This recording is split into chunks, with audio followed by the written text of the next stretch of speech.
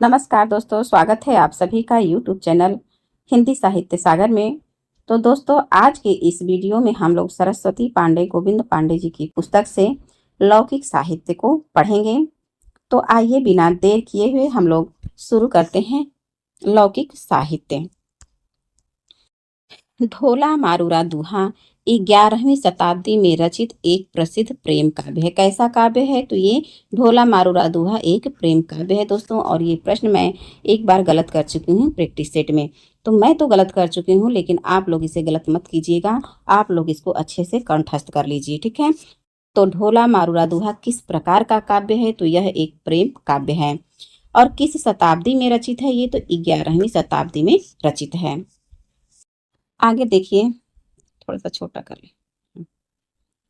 आगे है कि ढोला मारूरा दूहा मूलतः दोहा छंद में रचित था। किसमें? दोहा छंद में रचित था, जिसमें 17वीं शताब्दी में कुशल राय नामक कवि ने कुछ चौपाइयां जोड़कर इसका विस्तार कर दिया। अब देखिए, कहने का तात्पर्य ये है कि दोहा चौपाई जो है एक प्रेम काव्य है, 11वीं शताब्दी का रचना है, लेकिन जो ढोला मारूरा दोहा ही मूलतः दोहा छंद में लिखा हुआ है।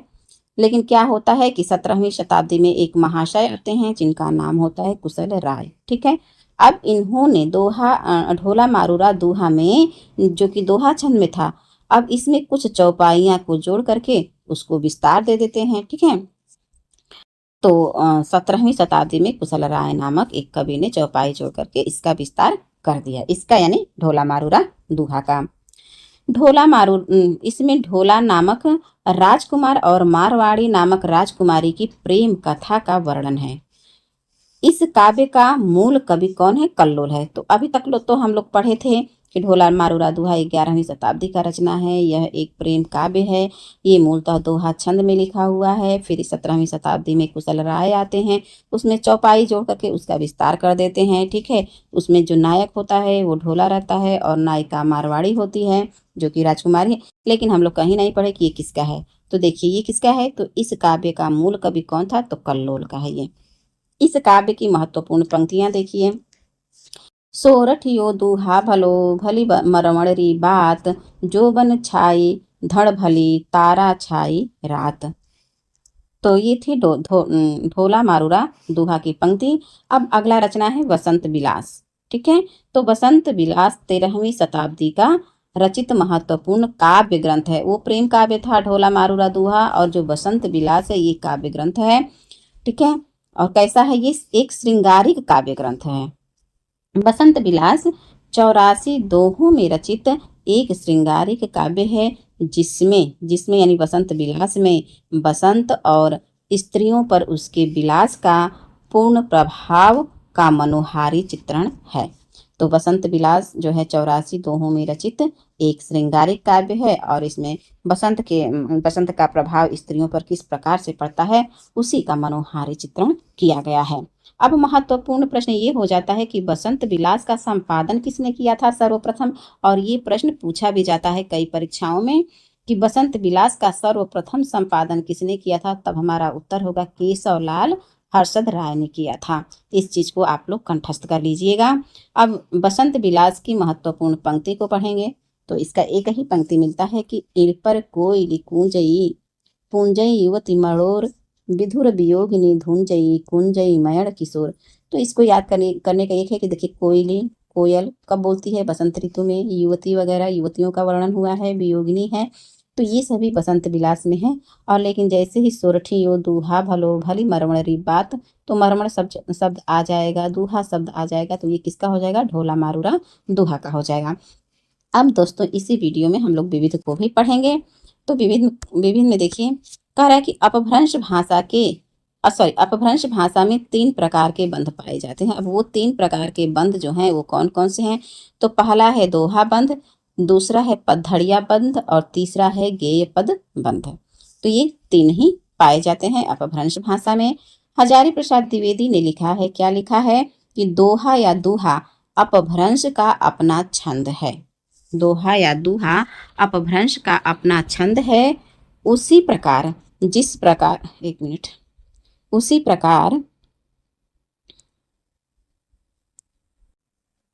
उसी प्रकार जिस प्रकार जो है गाथा प्रकृति का अपना छंद है। तो ये कथन किसका है? तो आचार्य हजारी प्रसाद द्विवेदी का है। अपभ्रंश का चरित्र काव्य, जो अपभ्रंश भाषा का चरित्र काव्य है, पद्धड़ियां बंध में लिखा गया है। ठीक है, 3 बंध हम लोग पढ़े हैं। ठीक, तो यहाँ पर बताया कि जो चरित्र काव्य है वो पद्धड़ियां बंध में लिखा गया है। चरित्र काव्यों में पद्धड़ियां छंद की 8-8 पंक्तियों के बाद धत्ता दिया रहता है, जिसे कड़वक कहते हैं। हिंदी में सर्वप्रथम चौपाई और दोहा पद्धति का प्रयोग बौद्ध सिद्ध सरहप्पा की रचनाओं में मिलता है। इस प्रश्न को आप लोग अच्छे से देखिएगा और अच्छे से कंठस्थ भी कर लीजिएगा, क्योंकि 2021 में टीजीटी में इसी प्रकार से कुछ प्रश्न पूछा गया था, मैं बता रही हूँ। यहाँ पे देखिए प्रश्न है कि हिंदी में सर्वप्रथम दोहा चौपाई, ठीक है, दोहा चौपाई और दोहा पद्धति में सब प्रयोग हुआ था। बौद्ध सिद्ध एक थे सरहप्पा, उनकी रचनाओं में मिलता है। लेकिन जो टीजीटी 2021 वाला प्रश्न था उसमें सिर्फ था दोहा, दोहा का कुछ ध्यान से नहीं आ रहा है, तो वहाँ पे उत्तर सही था जो इंदु था। और जब दोहा के साथ चौपाई भी हो तब सरहप्पा होंगे। हिंदी के प्रथम कवि, उनका समय एवं उनके प्रस्तोता निम्न है। आइए एक एक करके देखते हैं कि किसने हिंदी का प्रथम कवि किसको माना है और उसका समय कब माना है। तो आइए इसी कड़ी में हम लोग सबसे पहले पढ़ेंगे शिव सिंह सेंगर को। तो जो शिव सिंह सेंगर हैं, इनका एक ग्रंथ मिलता है शिव सिंह सरोज, ठीक है। उसी में इन्होंने प्रथम कवि पुष्य या पुंड को माना है और उनका समय जो है 7वीं शताब्दी बताया है। अब है राहुल सांकृत्यायन। अब राहुल सांकृत्यायन का ग्रंथ कौन सा है? इन जो राहुल सांकृत्यायन है, इनके ग्रंथ का नाम आप सभी लोग कमेंट में बताइएगा, क्योंकि मुझे नहीं आ रहा है। ठीक है, देखते हो कि मेरे वीडियो को आप लोग देखते भी हैं कि बस ऐसे ही स्किप कर देते हैं। तो राहुल सांकृत्यायन के ग्रंथ को आप लोग बताइएगा।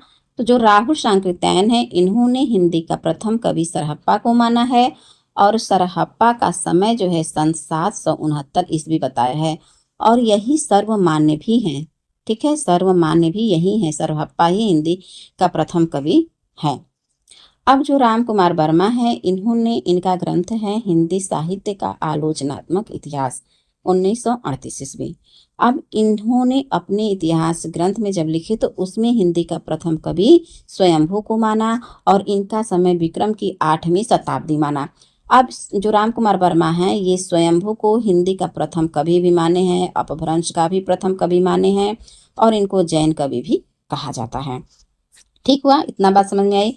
अब आगे जो गणपति चंद्रगुप्त हैं, इन्होंने शालिभद्र सूरी को प्रथम कवि माने हैं। तो जाहिर सी बात है कि जो इनकी रचना होगी वो प्रथम रचना इन्होंने माना होगा। तो शालिभद्र सूरी की रचना कौन सी है? तो इनकी रचना है, देखिए ध्यान में नहीं आ रहा है, भारतेश्वर बाहुबली रास है इनकी रचना। ठीक है, और इसका सन 1184 ईस्वी में माने हैं कौन? गणपति चंद्रगुप्त। आगे बढ़ते हैं। डॉक्टर वी भट्टाचार्य सरहप्पा को बांग्ला भाषा का प्रथम कवि मानते हैं। अब देखिए दोस्तों, सर्वमान्य रूप से और राहुल सांकृत्यायन भी सरहप्पा को हिंदी का प्रथम कवि माना है। ठीक है, लेकिन अगर प्रश्न पूछा जाए कि सरहप्पा को बांग्ला भाषा का प्रथम कवि किसने माना है, तो हमारा सही उत्तर हो जाएगा डॉक्टर वी भट्टाचार्य। और दोस्तों, आप लोग यकीन नहीं करेंगे, मैं सरस्वती पांडे, गोविंद पांडे जी की पुस्तक को 2500 बार पढ़ चुकी होंगी, लेकिन देखिए मुझे ये अभी नया दिखा। ठीक है, शायद अगर कहीं मुझसे ये टकराता तो मैं गलत कर देती। मैं तो अभी तक जानती थी सरहप्पा हिंदी के प्रथम कवि हैं, लेकिन वी भट्टाचार्य ने बांग्ला भाषा का प्रथम कवि भी सरहप्पा को माना है। तो दोस्तों, इसीलिए कहते हैं कि 10 पुस्तक पढ़ने से अच्छा है कि हम एक ही पुस्तक को 10 बार पढ़ें। और आप यकीन मानिए कि जितने बार हम लोग पढ़ते हैं उतने बार हमें नई नई जानकारियां मिलती हैं। तो ये मेरे लिए तो नई ही है। और ये नहीं कि हम इसको पढ़े भी नहीं हैं या देखे नहीं है, पढ़े भी हैं, लेकिन देखिए दिमाग में नहीं था ये चीज़। अगर ये हमें प्रश्न कोई पूछता, कहीं अगर एग्जाम में टकराता, तो मैं इसको गलत कर देती। ठीक है, तो मैं यहाँ पर, अब तो मुझसे भी गलत नहीं होगा और उम्मीद करती हूँ कि आप लोग भी इस चीज को गलत मत कीजिएगा। कवि भुआल 10वीं शताब्दी हिंदी के प्रथम कवि हैं, जिन्होंने दोहा चौपाई छंद में भगवत गीता का अनुवाद किया है। तो दोस्तों ये कवि होते हैं भूआल, जो 10वीं शताब्दी के हैं। इन्होंने हिंदी के ये प्रथम कवि हैं। क्यों प्रथम कवि हैं? क्योंकि इन्होंने दोहा चौपाई छंद में भागवत गीता का अनुवाद किया था। आचार्य हजारी प्रसाद द्विवेदी ने अब्दुल रहमान को हिंदी का प्रथम कवि माना है। तो जो अभी हम लोग देखे हैं कि राहुल सांकृत्यायन ने किसे माना है, तो राहुल सांकृत्यायन ने सरहप्पा को माना है। पुष्य या पुंड को जो है शिव सिंह सेंगर ने माना है, और राम कुमार वर्मा स्वयंभू को माने हैं। गणपति चंद्र शुक्ल शालिभद्र सूरी को माने हैं। तो वहीं पे आचार्य हजारी प्रसाद द्विवेदी जो हैं, इन्होंने अब्दुल रहमान को हिंदी का प्रथम कवि माना है। और अब्दुल रहमान का जो रचना है उसका नाम है संदेश रासक। इसको आप लोग कंठस्थ कर लीजिएगा। अब देखिए आचार्य रामचंद्र शुक्ल जी क्या कहते हैं। तो आचार्य रामचंद्र शुक्ल ने आदिकाल को अनिर्दिष्ट लोक प्रवृत्ति का युग कहा है। तो प्रश्न यहाँ से पूछ सकता है कि आदिकाल को अनिर्दिष्ट लोक प्रवृत्ति का युग किसने कहा है? तो हमारा जवाब हो जाएगा आचार्य रामचंद्र शुक्ल। अब हजारी प्रसाद द्विवेदी जी चुप क्यों बैठेंगे? ये तो इनके विरोधी हैं। अब ये क्या कर रहे हैं कि आचार्य हजारी प्रसाद द्विवेदी ने क्या कहा है कि आदिकाल को अत्यधिक विरोधी और व्याघातों का युग कहा है। तो प्रश्न बनेगा कि आदिकाल को अत्यधिक विरोधी और व्याघातों का युग किसने कहा है? तो हमारा सही जवाब हो जाएगा आचार्य हजारी प्रसाद द्विवेदी। आगे है कि चंद्रधर शर्मा गुलेरी, राहुल सांकृत्यायन एवं रामचंद्र शुक्ल 3 लोग हैं। कौन? चंद्रधर शर्मा गुलेरी, राहुल सांकृत्यायन और आचार्य रामचंद्र शुक्ल। अब इन तीनों लोगों ने अपभ्रंश जो भाषा है, अपभ्रंश को पुरानी हिंदी मानते हैं। अपभ्रंश को पुरानी हिंदी यही 3 मानते हैं, रामचंद्र शुक्ल, राहुल सांकृत्यायन और चंद्रधर शर्मा गुलेरी। ठीक, अब आगे बढ़ते हैं। आगे देखिए हजारी प्रसाद द्विवेदी। अब ये कहाँ चुप बैठने वाले हैं? तो हजारी प्रसाद द्विवेदी और साथ में एक रामविलास शर्मा भी हैं, 2 लोग। हजारी प्रसाद द्विवेदी, रामविलास शर्मा, इन लोगों ने जो है अपभ्रंश को हिंदी से पृथक मानते हैं। मतलब कि ये दोनों जो हैं, ये लोग अपभ्रंश को हिंदी से अलग मानते हैं। इसको कंठस्थ कर लीजिएगा आप लोग। ठीक है, किसने किसने अपभ्रंश को पुरानी हिंदी माना है? तो चंद्रधर शर्मा गुलेरी, राहुल सांकृत्यायन और रामचंद्र शुक्ल। और किसने हिंदी से पृथक माना है, अलग माना है? तो हजारी प्रसाद द्विवेदी और रामविलास शर्मा। दोस्तों मैं बार बार इसीलिए पढ़ रही हूँ ताकि आप लोगों को कक्षा में ही कंठस्थ हो जाए ये चीजें। अब भोला शंकर व्यास ने हिंदी के आरंभिक रूप को अवहट कह दिया। ठीक, तो अभी ये तो 3 लोग जो थे, ये लोग अपभ्रंश को पुरानी हिंदी मानने वाले थे। चंद्रधर शर्मा गुलेरी, राहुल और रामचंद्र शुक्ल। हजारी और रामविलास शर्मा है अपभ्रंश को हिंदी से अलग मानते हैं, पृथक मानते हैं। तो वहीं पे भोला शंकर व्यास आए और इन्होंने कहा कि जो हिंदी का आरंभिक रूप है वही अवहट है। अमीर खुसरो को संगीत के क्षेत्र में कव्वाली, तराना गायन शैली एवं सितार वाद्य यंत्र का जन्मदाता माना जाता है। किसको? अमीर खुसरो को। प्रश्न पूछेगा कव्वाली, तराना गायन क्षेत्र एवं सितार वाद्य यंत्र के जन्मदाता कौन है? तो हमारा सही जवाब हो जाएगा अमीर खुसरो हैं। आगे है कि डॉक्टर राम कुमार वर्मा ने अमीर खुसरो को अवधी भाषा का प्रथम कवि माना है। देखिए जो डॉक्टर राम कुमार वर्मा है ये हिंदी का प्रथम कवि किसको माने हैं? तो स्वयंभू को माने हैं। ठीक है, हिंदी का प्रथम कवि स्वयंभू को माने हैं, लेकिन यहाँ पे अवधी भाषा का प्रथम कवि किसको मान लिया है? तो ये अमीर खुसरो को मान लिए हैं। ठीक है, उम्मीद करती हूँ दोस्तों कि आप लोगों को हमारी जो है पढ़ाने की शैली है वो जो है पसंद आती होगी। और दोस्तों इस कक्षा में बस हम लोग यहीं तक पढ़ेंगे। अगले वीडियो में, अगली कक्षा में हम लोग भक्ति काल को अच्छे से सरल तरीके से, सरल भाषा में उसको हम लोग अध्ययन करेंगे इसका। और तब तक के लिए आप लोग पढ़ते रहिए, आगे बढ़ते रहिए। और हाँ दोस्तों, आप लोगों को हमारी वीडियो कैसी लगती है आप लोग अपना कमेंट और अपना सुझाव हमें ज़रूर बताएं। और यदि आप लोगों को हमारी वीडियो पसंद आती है तो अपने दोस्तों में शेयर करें और हमारे चैनल को सब्सक्राइब करना ना भूलें।